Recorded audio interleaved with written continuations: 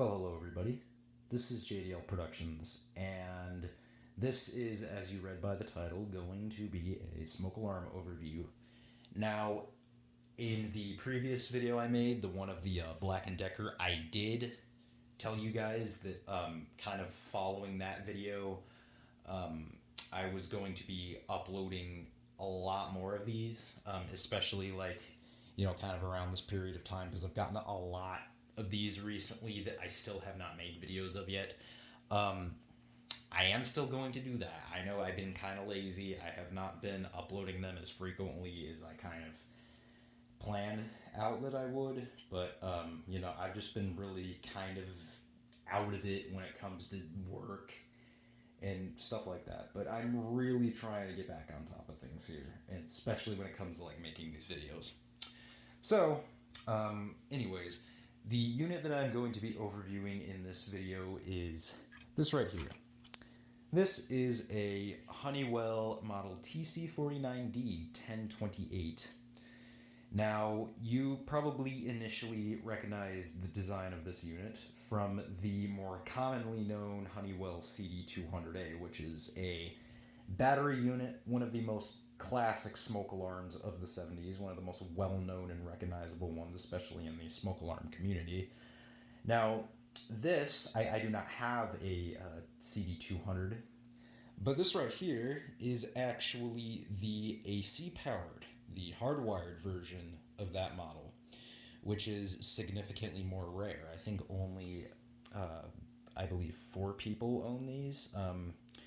Those people being myself, BANF Vintage, Federal 3T22, and Lind.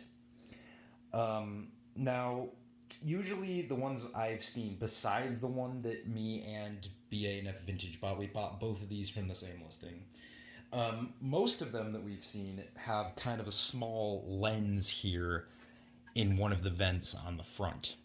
However, both me and Ben's do not have them. They did not come with them. There wasn't any kind of indication even that there was one, other than the fact that we've known these in the past to have them.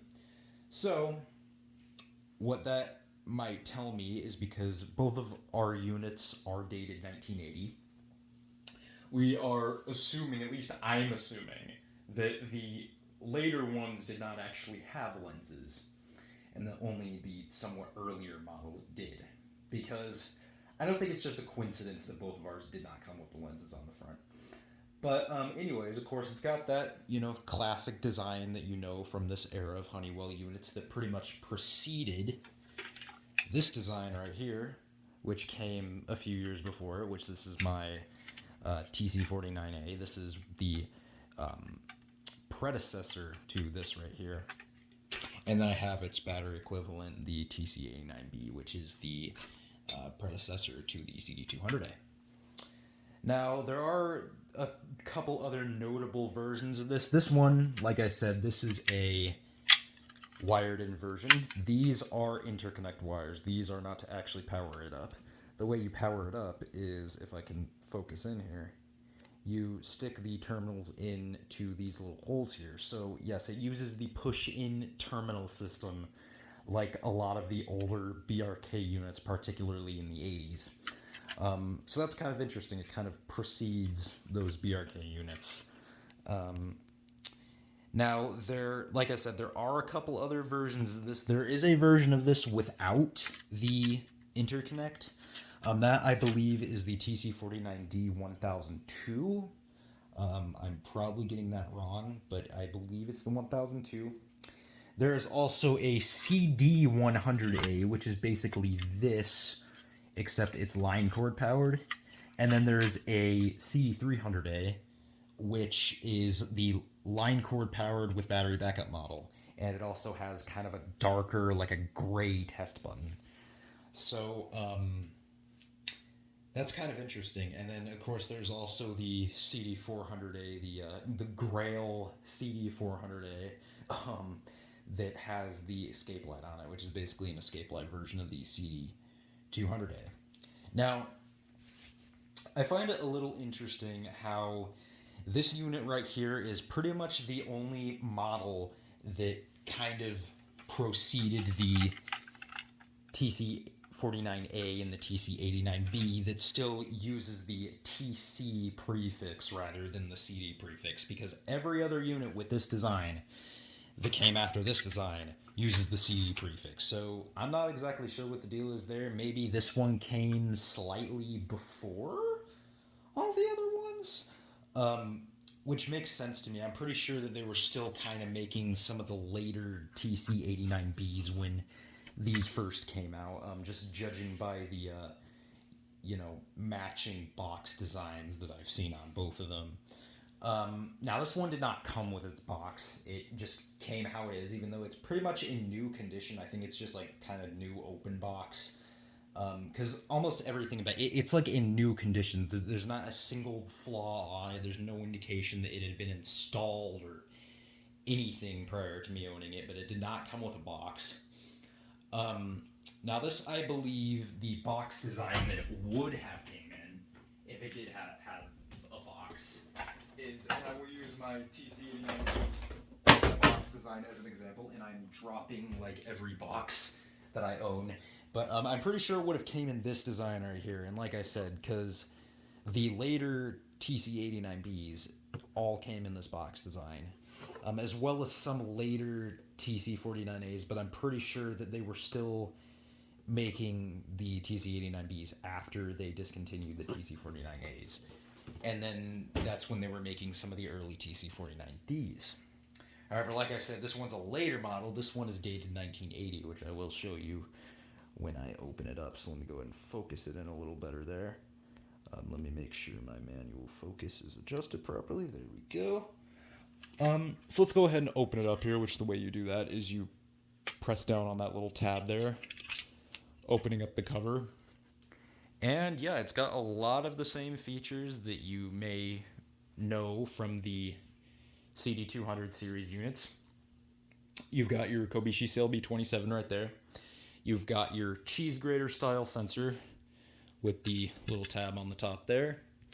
There is your transformer right there, which it's kind of an oddly designed transformer, especially for the era this came from. And then up there is your sensitivity adjustment, and then there's where the interconnect wires sort of come in. But the date on the inside of the unit is right there. You can see 8030, which indicates that it was made in 1980. Now, I'm not sure what the 30 is. That might mean like March, but we're pretty positive that that's the date, like the sort of prefix there, 80 being that it was made in 1980. Now, if we take a look on the inside of the cover here, there's not much to it. It's kind of, I kind of love the way that these were designed, where like the cover's only like a really thin piece, and then the actual kind of base of the unit is kind of thick on the edges here and tall on the edges. So it's like almost kind of a bowl for all of the circuitry. I've always kind of liked that. Unlike many other units that were made around this time and made after. Now, if we take a look on the inside of the cover here, you can see there is an inner label right there, which is pretty much just the UL sticker. Issue number 7278. I can't remember what the one on Benz is. I'm pretty sure it's like in that same range, but I'm not positive. But yeah. Now, what I'm going to do is, since I pretty much showed you everything about this that I need to show you, I am going to go ahead and get it wired up, and we are going to give it a test. So I'll be right back. All right. So I have got it wired up, as you can see. And yeah, like I said, it uses that same kind of push-in terminal sort of system that a lot of 80s BRK units did, as well as some late 70s BRK units. Now, what I am going to do is I am going to close my windows a little bit so that you can see the power indicator when I power it on. So let me go ahead and move this drawer set that I now have blocking the outlet that was previously always convenient. Don't know why I did that. Let's plug it in. 3, 2, 1. Alright, and as you can see right there, the indicator is on, and it is upside down. I didn't even realize that. So, we get a little bit of a closer shot there. There it is. You can see the indicator a little better there. Maybe I can zoom into it a little bit. There it is. That's a pretty close shot of the indicator there. Let me go ahead and zoom back out. Make sure my manual focus is adjusted properly. There we go. Now, let's go ahead and give it a test.